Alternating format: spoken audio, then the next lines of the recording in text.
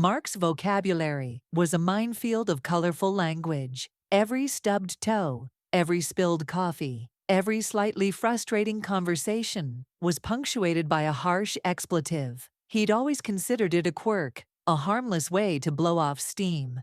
"It's just words," he'd often say, shrugging off his wife Sarah's gentle protests. But those just words started chipping away at their family life like acid rain. Their son, 10-year-old Ethan, was particularly affected. Mark's casual use of profanity made Ethan hesitant to invite friends over. He'd overhear Mark cursing at the TV or under his breath during a frustrating project, and a knot would tighten in his stomach. Ethan worried his friends would judge his dad, and worse, associate him with the offensive language. Sarah, initially tolerant, grew weary of constantly reminding Mark to mind his language, particularly around Ethan.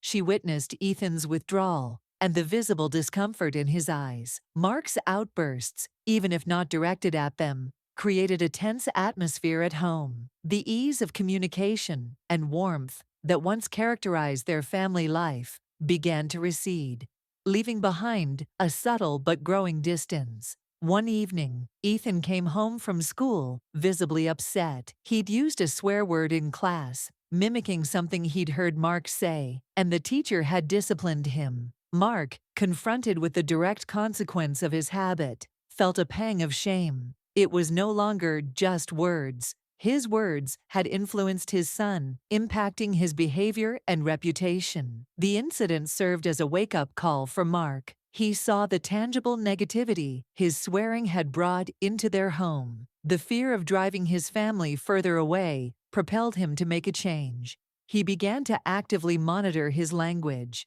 replacing expletives with less intense words, and actively seeking to control his anger and frustration in healthier ways. The process was challenging, and he slipped up occasionally, but the family supported him, according to a Reddit post. Slowly, the silent echoes of the harsh words faded, replaced by the sound of laughter and open conversation, rebuilding the trust and closeness that had been damaged by those just words.